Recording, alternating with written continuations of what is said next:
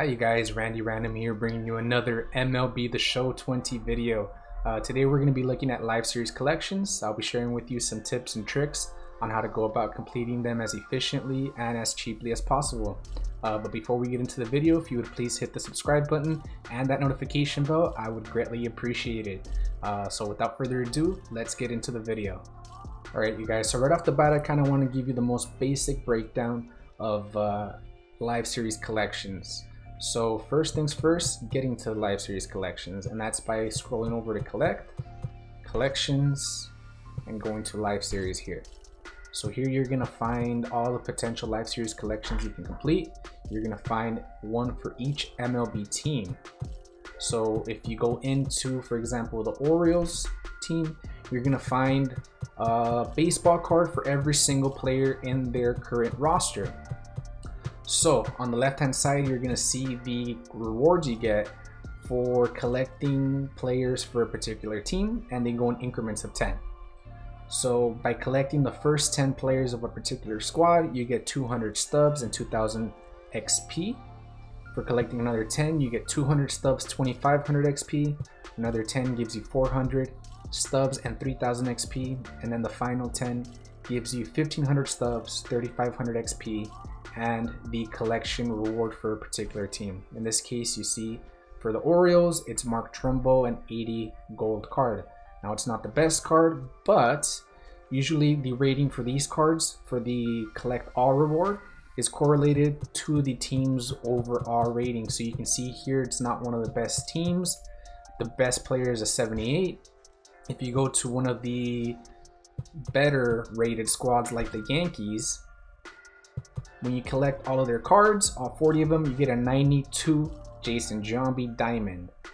So a really good first baseman with good stats. But the reason that the collection reward is so good is to get that reward, you need to first have this 91 Garrett Cole, the 88 Aaron Judge, the 85 Aroldis Chapman, all those golds to go with it, and then the rest of the squad. Now, when you do complete these collections, you go about completing them. Let's start with the Tigers here, because this is going to be the one that we focus on today. You can simply press X on each one of the players you currently have. You see? So here I know already I have 10 available. So you could do it that way, and then when you're ready, you simply hit the options button and you hit yes to collect. Now, before you do that, keep in mind that after you collect a particular card, you can no longer turn around and sell it in the market. So that card is locked in, it's yours forever. You can't do anything with it other than play with it at some point. So the other option to collect these cards, if you don't want to waste as much time scrolling through your whole binder here, is simply by pressing square, auto select. It selects all the cards that you haven't already collected, and you see here we have all 10 already selected.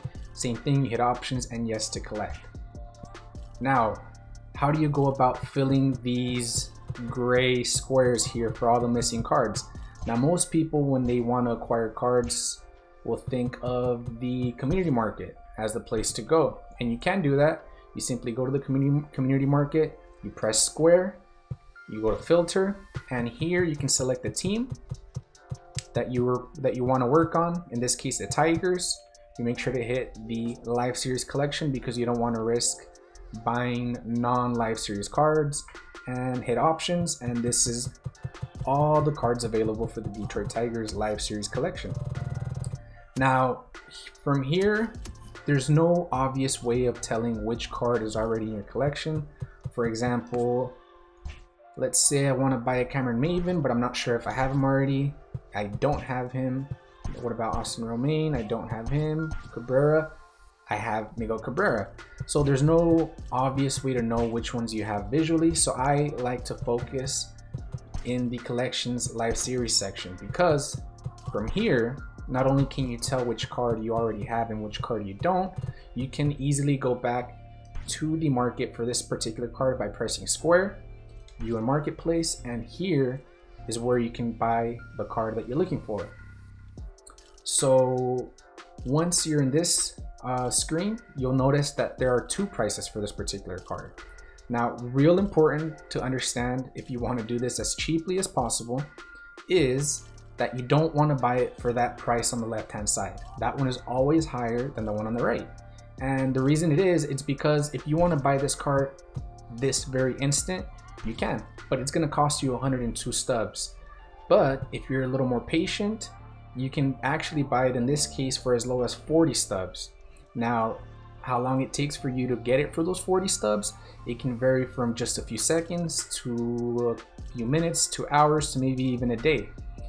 But if you do this for all of the cards in the live series collections you're going to do, think about how many stubs you're going to save.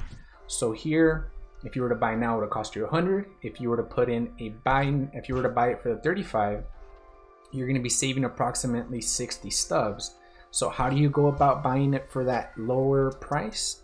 You simply go to buy, sell options, go to buy, and instead of pressing that buy now price, you simply create a buy order, press X again. So here you're going to want to put a price slightly above those 35 stubs. You can even do it for just one stub. So 36 stubs, done, finalize order. So as you can see here, my buy order for 36 stubs is at the top of the list. So the next person that has this card who wants to sell it immediately will sell it to me because I have the highest buy now order. So as you can see here, somebody in the time it took me to put that 36 stub buy order, someone has already put a better one for 42 stubs. So what you can do is go back and create a new buy order for 43 stubs, which would put you at the top of the list. But I recommend being patient. Someone will eventually sell the card to them for 42, and guess what's going to happen? You're going to be right back at the top of the list, and you're going to end up buying it for the original 36 stubs instead of 43. So if you follow this method for every single card that you're missing for a particular team, you would be saving a ton of stubs. Let's look at this bronze, for example. If you were to buy it at the buy now price, you'd be paying 390 stubs. If you put in a buy order, you'd be buying it for 287 or maybe 290 if you like a round number, and that would give you savings of exactly 100 stubs. With that 100 stubs that you save there, you can easily buy this 51 Tyler Alexander, this 42, so that's about 63 stubs, and this 30, 93 stubs. So you can buy, with the savings from that bronze, you can buy these 3 cards and still have 7 stubs left over. So I'm gonna go through and I'm gonna put buy orders for every one of these cards, and let's see. Let me go ahead and do the first 4 here with you. We're gonna put a buy order for 20 stubs for this card. We're gonna do a buy order. So this one, the highest is 42. We're gonna go ahead and put a nice round number of 45.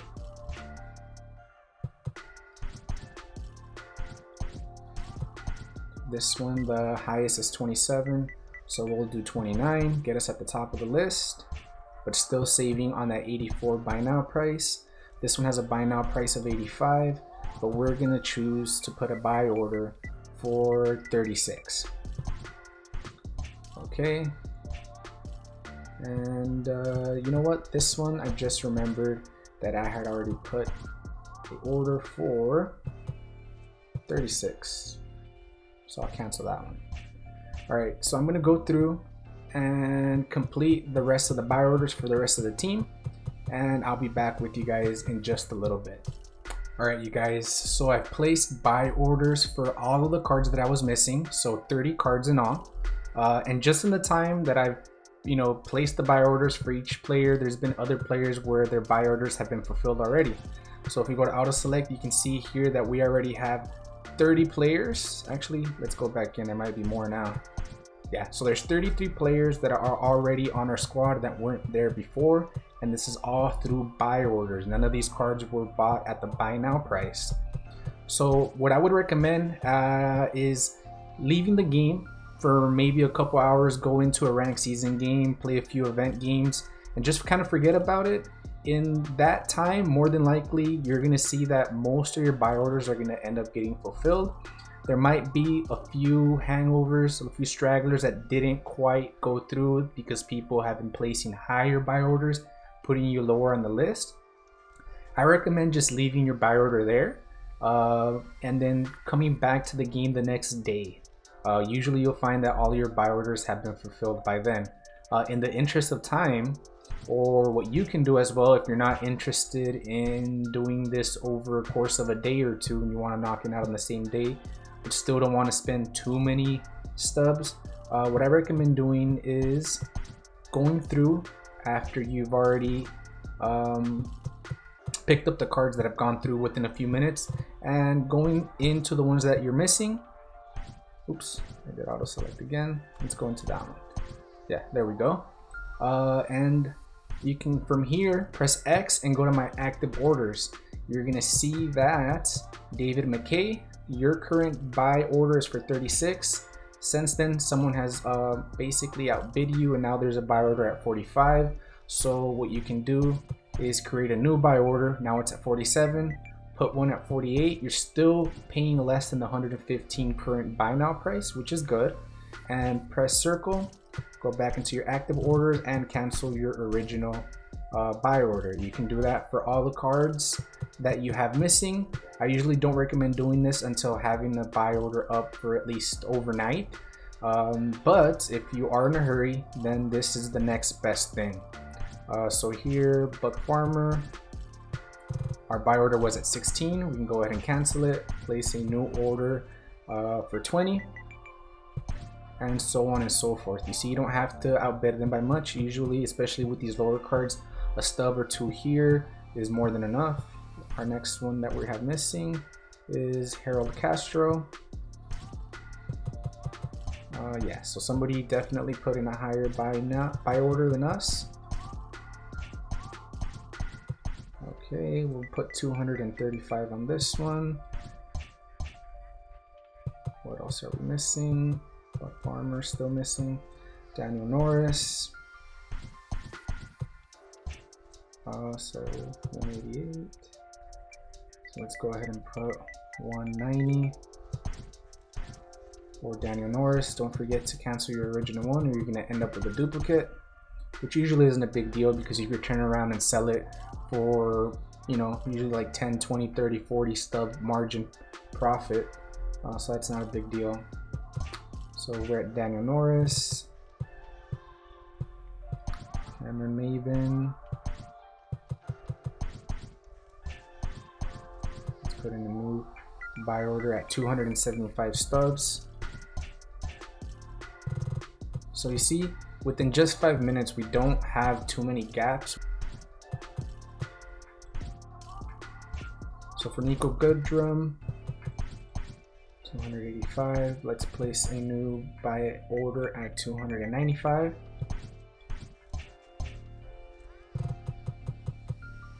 And that's it. So you can already see that from just these 2 minutes it took to place the new buy orders, now we're up to 36 players. So this usually goes by pretty quick. So I'm gonna wait for these last ones to go through. I'm not gonna do a higher buy order. So I'll be back in just a few minutes. Alright you guys, so we have all 40 players needed to complete the Tigers collection. As you can see here, we have 40 out of 40. But before we go ahead and press that collect, I want to show you guys approximately how long it took to get the 30 cards that we needed to complete the Tigers collection. So here it's 15 players per page. If you go to the second page, this was the very first Tiger we bought. And that was at 6:05 p.m. And the last card that we needed to complete it went through at 6:31. So approximately 21 minutes it took from the moment we started to purchase 30 cards with buy orders. So we saved a ton of stubs that way. And I wanted to show you guys real quick and give you an estimate. If we would have gone and done the buy now price for every single one of the cards at the time that we looked at them, we would have spent 5,692 stubs. By placing buy orders, on the other hand, we ended up spending 4,292 stubs.